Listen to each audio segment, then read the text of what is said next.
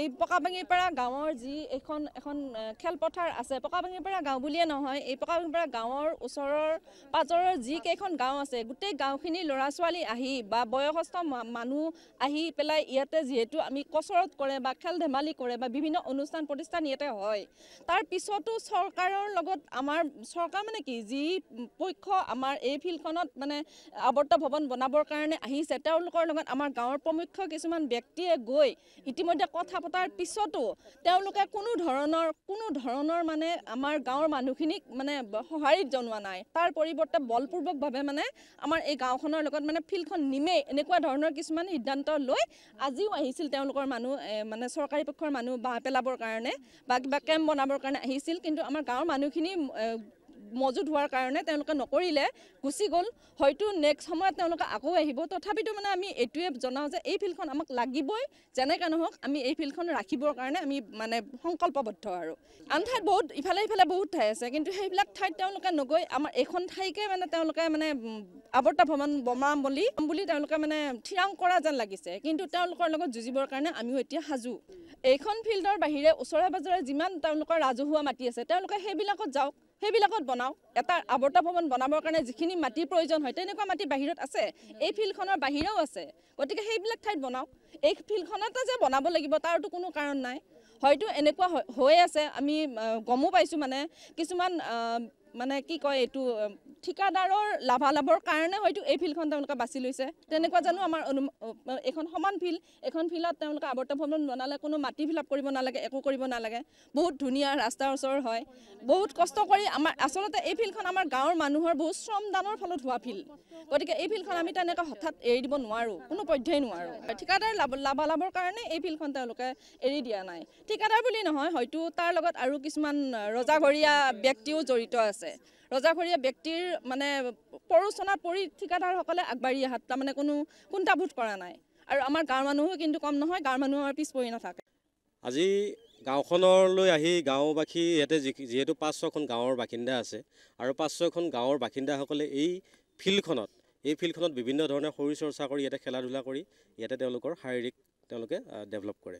গতিকে খুব এটা হাঁহি উঠা কথা এই কাৰণে কৈছোঁ মই, এখন পুতি থোৱা ফিল্ড, ইয়াৰ প্ৰতিজন ৰাইজৰে ইয়াতে শ্ৰম আৰু ত্যাগ আছে, প্ৰতিজন ৰাইজৰ ইয়াতে আৰ্থিক এটা ব্যৱস্থা সোমাইছে।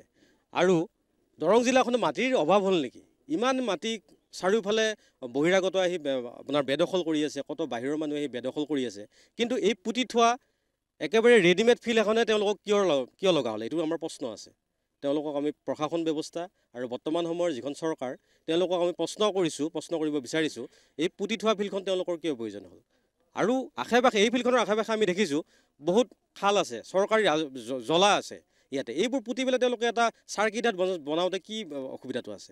ইয়াত মানে আমাৰ নিশ্চয় কাৰোবাৰ ব্যক্তিগত ঠিকাদাৰ কেন্দ্ৰিক মুনাফাৰ আমাৰ ইয়াতে সন্দেহ হৈছে, হয়তো কাৰোবাৰ ব্যক্তিগত স্বাৰ্থ লাভালাভ আছে ইয়াতে। গতিকে এটা সন্দেহ হৈছে আমাৰ। আৰু আগন্তুক দিনত আমি এটা আজি সিদ্ধান্ত লৈছোঁ, ইয়াতে ৰাজহুৱা ৰাইজমেল হৈছে আৰু সকলোৱে এটা প্ৰস্তাৱ লৈছোঁ আমি, এই ফিল্ডখন যাতে কোনো কাৰণত তেওঁলোকে ইয়াতে কোনো ধৰণৰ ইয়াতে চৰকাৰী প্ৰতিষ্ঠান বহাব নোৱাৰে, এই ৰাইজৰ স্বাৰ্থত ৰাজহুৱা স্বাৰ্থত তেওঁলোকে এই ফিল্ডখন কিন্তু দিবই লাগিব। ইয়াত কিন্তু দ্বিমত নাই, সকলোৱে আজি একমত হৈছোঁ।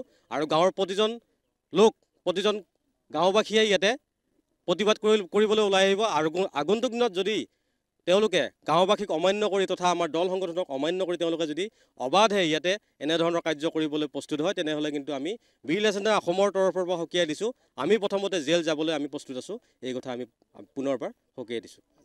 আজি কাম কৰিবলৈ আহিছিলে আৰু ৰাইজৰ মানুহে প্ৰতিবাদ কৰিছে, গাঁওবাসী ইয়াতে ওলাই আহিছে, প্ৰতিবাদ কৰি তেওঁলোকক ঘূৰাই পঠোৱা হৈছে।